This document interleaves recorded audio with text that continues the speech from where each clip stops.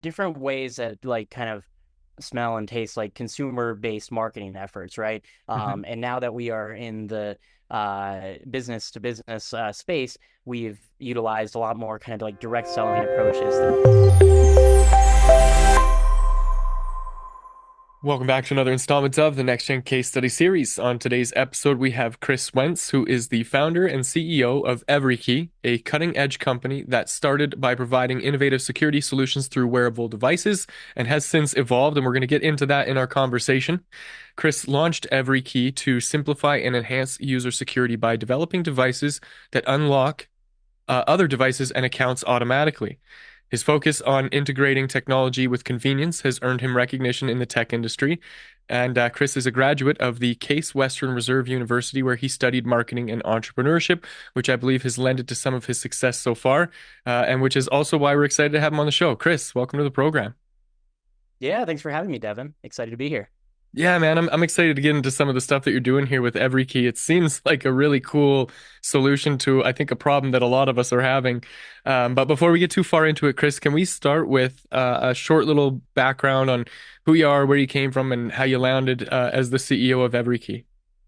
Sure. Yeah. So I've always been interested in that intersection of like entrepreneurship, starting companies, and technology. So I studied computer science in school, but was fascinated with starting companies. I've been starting companies ever since middle school, actually, when I was just like playing a bunch of video games and was like, hey, this game that I play, Halo, needs a advertising network for people to be able to promote their content and for people to make money off of the game. And then this game needs a tournament website. So we ended up creating a few businesses in the video game industry when I was really young. And when I was in college, I knew that I wanted to do this intersection of engineering and entrepreneurship. So I was in this entrepreneurship class while pursuing my computer science degree. And the professor of this class asked us to come up with any kind of business idea we wanted. It could be a product or a service that could make money, but also solve a meaningful problem in the world and add some value to people's lives. So we were talking around just complaining about passwords and keys and how inconvenient and insecure they were. And a few of us had locked ourselves outside of our dorm rooms just that same week. And we were like, what if we could come up with a better solution here? What if we could make a wristband, something that you wear on your wrist, that would unlock all your different devices, online accounts when you're nearby, and then lock everything down when you walk away. We thought it was a crazy idea. We thought it was something that only Apple or Google or some big company could really pursue. But when we presented the idea in this entrepreneurship class, the professor came up to us afterwards, shook our hands, and said, guys, I want you to pursue this. I want to invest some money in you and make this a real company. And that gave us the push in the right direction and the confidence to move forward with this as a real company. And I'm so happy that he gave us that confidence and that push because now we've been able to scale the company to about 15 employees and a few $1 million in revenue and a few $1 million in VC financing. And a lot has happened since that entrepreneurship class. That is quite an exceptional journey. The part that particularly stands out to me is this silly accidental idea from just a common problem that you had as college students to have the professor of this class recognize the value and the power of what you had presented, and for him to put his money where his mouth is and support those efforts in that initial um, development of the idea. I think is such a powerful um, story for a startup, because there's this undertone of hey, this is something that we actually need, and then you bring it to market, you test it. And tell me, how is it received when you do finally bring this first, or bring this to life, and take it to market? How do people respond to it? Yeah, they responded really well. So right after kind of graduating from college and toying around with the idea, getting some very initial funding for the company, kind of like some local funding sources, we're able to kick in a little bit of money to help us get some prototypes built. and get the company off the ground, right? So then we launched on Kickstarter, the crowdfunding website, and I had already been a huge fan of Kickstarter. I had backed multiple Kickstarter projects, and some of them worked out. Obviously, some of them didn't, and I didn't end up receiving a product from all of them. But the ones that I did ended up being great products, and I was really happy with those. So I'm like, hey, this might be a great platform for us to launch EveryKey on, and we went for it. We did a lot of research on what makes a Kickstarter campaign successful, and we did a lot of those kind of strategies and kind of created some strategies of our own to make the campaign successful. And we weren't like gangbusters, $1 million plus campaign successful, but we were able to hit our goal. We raised over $100,000 on Kickstarter, and then did an Indiegogo campaign shortly thereafter that did, I think, somewhere in the order of $200,000. So raised about $300,000 in total from crowdfunding, which we're really happy with, and it was able to help us get some initial venture capital interest in the company and get some of that more institutional financing behind us. So I have it here that EveryKey was founded around 2014. Is that accurate? 2015 is when we were founded. That's right. Yep. So it's been a while. Yeah. Steve Jobs said it takes 10 years to make an overnight success, and man, is he right. It's not everything is quite as gangbusters successful and shooting up to unicorn status within the first year. Like it seems like when you're watching a movie, right? It takes a lot of hard work and dedication, and there's a lot of sleepless nights and a lot of like oh shit moments where you're not sure if you're going to make it to get to high level. But yeah, the first few years we're really kind of developing out the technology, getting the technology really well built, making sure that this is something that is easy to use and most importantly, very secure. We want to make sure, since we are safeguarding all of your different devices and account passwords, we want to make sure that this is a very secure solution.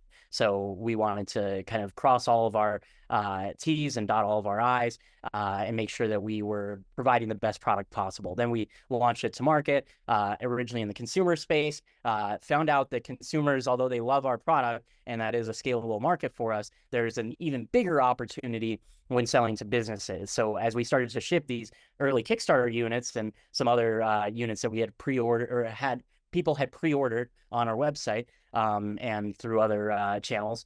Anyway, when we started shipping those, we found out people weren't really using this as a consumer product. They're using it in a business environment, and they're having their other coworkers using this as well. So we decided, like, hey, maybe it makes sense to pivot a little bit. Nobody in the startup community likes using that P word, pivot. It got negative connotations and everything, right? But we did a pivot, and I'm happy we did, because now the business is stronger and more sustainable than ever. Yeah, there's a lot of opportunity, and I love this scrappy little company that gets started from a crowdfunding website and then gains the attention from the people who see its practical application, and then to make the pivot from the kind of consumer space, which I don't know, I think is still a really great, like you said, it's still a really great market, but then into that kind of more business enterprise solution. Um, how did that transition affect the trajectory of your initial plan? How did the transition yeah, I mean, it definitely affected it a lot. Like when I first started the company, the idea was like, hey, everybody in the world is going to buy one of these EveryKeys, and they're going to wear it on their wrist, and they're going to use it to access all their personal stuff, right? Like their dorm room, their car, their online accounts, their laptop, and everything. So although that's still kind of the direction that we're going in, we're going about it in a different way, right? We're, rather than selling to individuals themselves, we're selling to the companies that they work for, and then the individuals end up using it. And I think what makes us more appealing than a lot of the competitors is the fact that our solution is just super easy to use, right? Like every other multi-factor authentication solution, every other password manager that's out there, everybody else that we're competing against, these are like really freaking hard to use products. Like a lot of them, you get code sent to your phone, you got to open an authenticator app every time that you want to use them. The average person is authenticating to something over 100 times per day. So if you're having to like get a freaking code sent to your phone 100 times per day, like, holy cow, that's going to take forever. So that's why most people don't use multi-factor authentication unless they have to. So I think it's kind of cool that we've been able to go after the business customers and find that these business customers, although they value security first and foremost, they also value user experience, because ultimately, if their users, if their employees aren't using their products, if they're just sitting in a drawer or something, not getting used, then they're not really, they're just a waste of money, and they're not providing the value that they need to be providing. So I think that's kind of how we're going about this, and it's good to see that businesses value that just as much as consumers do. Well, and how does that affect the marketing channels as well? Because I get like initially there's this push to the general consumer, and then that's what kind of sparks the whole thing. But then when we shift into this enterprise kind of scenario, the marketing obviously is a lot different. Something that I read recently is any B2B companies that are successful, I think it's 84% of their new business comes from referrals. So there's this real big challenge in the B2B space to create um, the traction that you need to get the attention, and then therefore the sales on the other side of things. So what was your approach to that when you guys made that shift over? Yeah. So when we were in the consumer space, it was a lot of Facebook marketing, email advertising, affiliate networks, different ways that like kind of smell and taste like consumer-based marketing efforts, right? Hmm. And now that we are in the business to business space, we've utilized a lot more kind of like direct selling approaches, things like reaching out to the right decision makers at companies. Sorry about that. It looks like my video is cutting out for some reason. It's been happening like this recently. I don't know why. Let me just restart it. Okay, anyway, I'll just continue to talk and hopefully it'll come back in Sure. a second here. But we're utilizing a lot more kind of direct selling approaches, a lot of like referrals. One business is working with another business, and then they end up introducing every key into another business. So a lot of that kind of thing happens. There's a lot of kind of word of mouth that's been going on, and we've been doing also partnerships with MSPs, managed service providers. So these are companies that already manage the technology for other companies, and they already have a trusted customer base that trusts them with managing their technology stack. So if we offer every key to those customers, it kind of 10x's our sales team overnight, because now it's not just our one or two sales guys going out and selling stuff to people. It's a whole army of people that work with these MSPs, not just selling to random people, but selling to their already trusted customers. So we're going after markets like that, and creating partnerships with companies that can help really scale this up quickly now that we have a business product. Yeah, this is one of those I don't know if I would call it a cart before horse scenarios, but there's on one front there are very limited efforts and abilities that you could put out to like manually reach out to the individuals at these like partner companies where you can access their networks and database and as you call as you put it, the like big team of other companies, right? But Mhm. then on the other side, as soon as you do tap into that, there is a overwhelming amount of work that probably comes from acquiring new customers at such a Oh, yeah. large volume so quickly. So on both sides, I'd love Chris to explore what the challenges are here. So let's start with finding, reaching out to, connecting with that kind of element there with the MSPs. What's your approach to that, and how are you kind of tackling the scalability of that? Yeah, so I mean, a lot of it goes down to just finding the right MSPs and then reaching out to the right person at that MSP, right? We don't like to spam, but we like to be aggressive with our very targeted outreach. So reaching out to the right parties within a company. So we do a lot of that. And then we'll also do a lot of being introduced to people through either our investors or through our network. Just earlier today, actually, I had a call with an investor, and the investor also happens to own an MSP himself. So it's like a perfect fit for us right there, because we're fundraising and we're also looking for MSPs. So what more valuable of a call could I be on than that one? So a lot of happenstance, networking, and getting introduced to people can happen to get us into there as well. Yeah. Yeah, really cool. And I get a sense that this is one of those scenarios where it's all about going deep with people versus, the horizontal trying to touch like multiple people. It's more like, hey, these are the ones that would be the absolute most ideal fit. Let's just work on nurturing and building those relationships, which I imagine probably lends to maybe a longer sales cycle. But at the end of the day, like we were alluding to earlier, once you do tap into that, you get access to this really big network. And so, okay, when that happens, and there's a bunch of people that do say yes to this, how are you handling that onboarding and bringing people in and the training and all the things that are kind of the integrations that go along with signing up a new customer?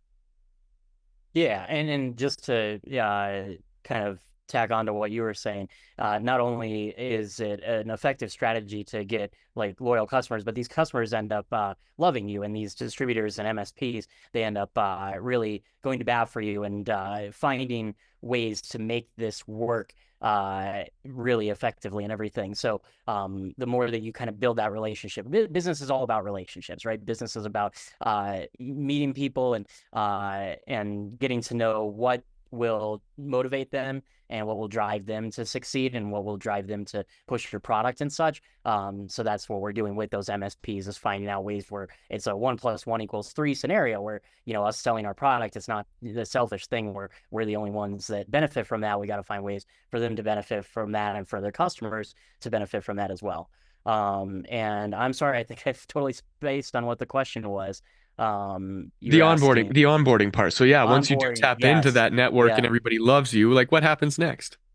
Yeah. Yeah. So onboarding is really interesting because especially when it comes to like security products, companies have such oddball setups, right? It's like there's no vanilla approach to setting up your like corporate IT infrastructure. There's a lot Everything's of like duct taped together.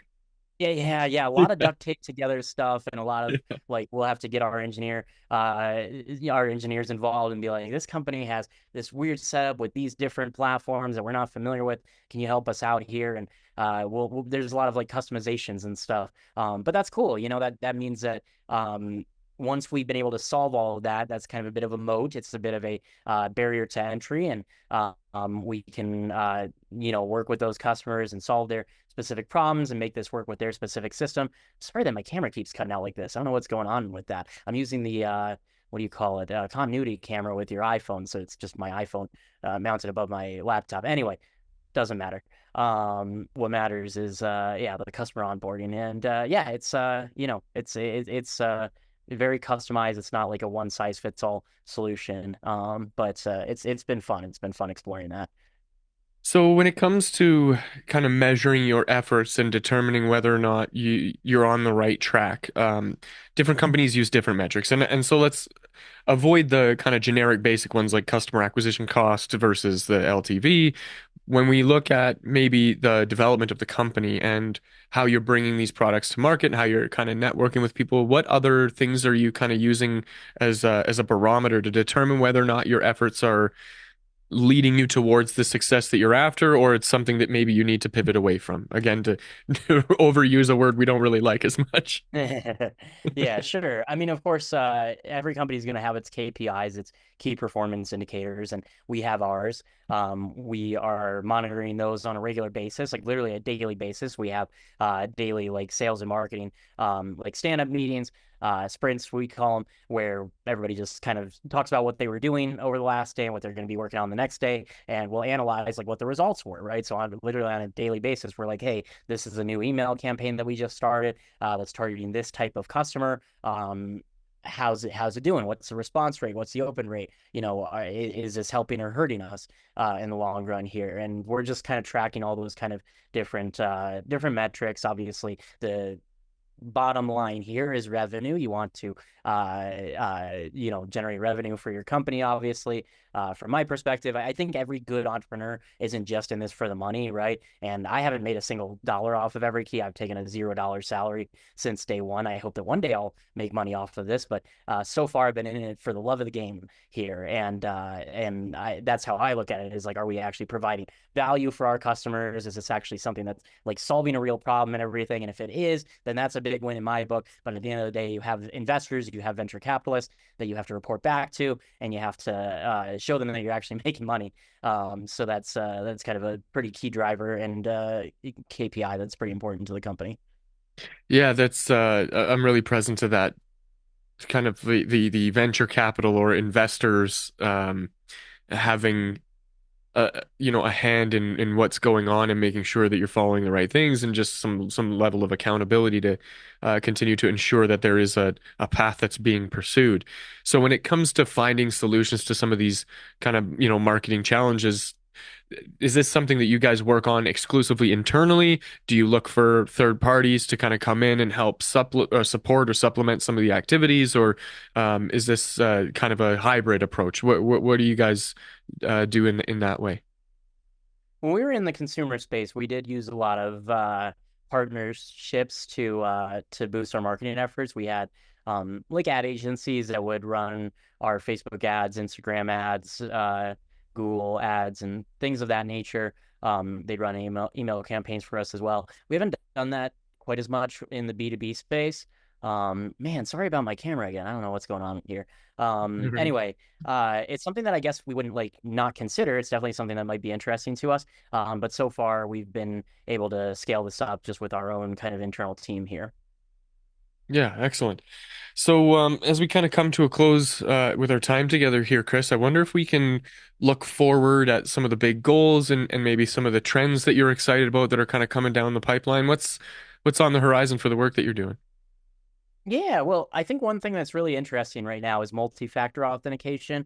So this idea of, I mean, multi-factor authentication has been around forever, right? It's been around for 10 or 15 years. You log into your bank account, and you get a freaking code sent to your phone. Now you got to find your phone, find out what that code is, type it back into the website, and just explaining that is exhausting. Actually going through it fucking sucks.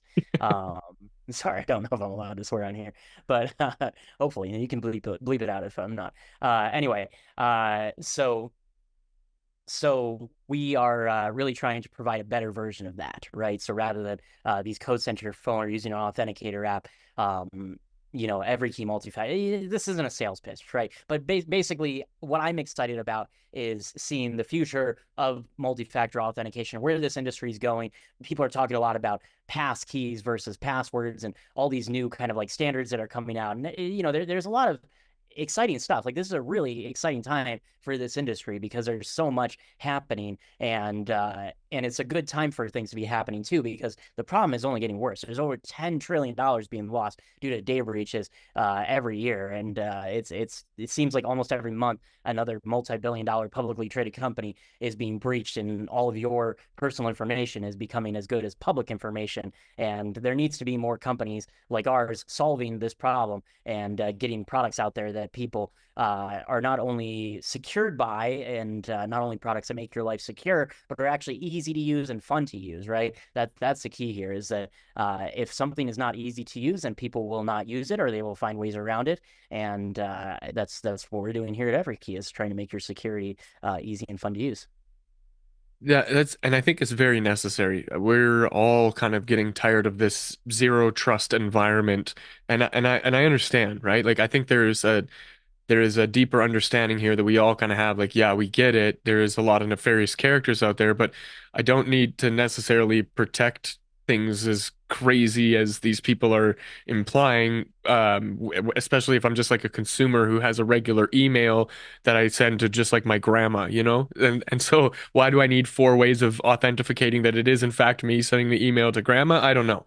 But then on the other side, that convenience factor of having something there that allows us to have a level of security that we're comfortable with, but still comes along with that security. And I just imagine a world where we're tapping our phones on things, or our iWatches or whatever's going on, where to get access to something.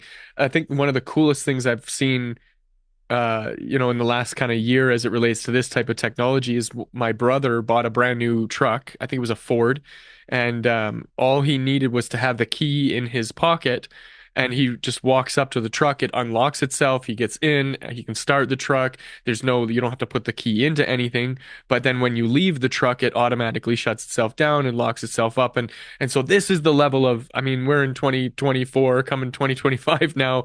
I think that these are long overdue technologies that I'm happy to hear that you and your team are working towards developing. So on behalf of everybody who's annoyed by the two-factor authentication, Chris, thank you for the work that you're doing. Yeah, of course, man. Yeah, definitely. And by the way, with EveryKey, you don't have to like tap anything on your different devices. It just kind of works with your phone in your pocket, right? So your phone is your kind of like universal smart key. It just sits in your pocket, and now you're able to access everything just by kind of being within range of those things. So it's very like futuresque. Like I said earlier, best user experience in the market, right? It's like literally you don't have to do anything differently than you normally would, and now you can access your devices easily, seamlessly, and securely without any additional steps. No code sent to your phone. No, not even tapping. Tapping is still cool. That's still better than what most solutions are offering. But Yeah. we offer something even better than tapping with the phone just in the pocket there. Yeah. And that's even more cool, man. I'm 100% on board. Whatever it's gonna take. I need this in my life. This is cool. Chris, you've been very generous with your time and your wisdom, and on behalf of everyone watching and listening, I'm very grateful for that. To kind of wrap things up here, parting words. I wonder if there's any advice that you could offer somebody who's kind of out there trying to create something for themselves, maybe facing some challenges and need to get over. What would you offer them? Yeah, let's see. I mean, man, this is gonna sound generic as hell, but just never give up. I mean, I have so many different I can think of so many different situations where we were like, oh my God, all the chips are down. Nobody's wanting to invest in this company. Nobody's wanting to buy our product.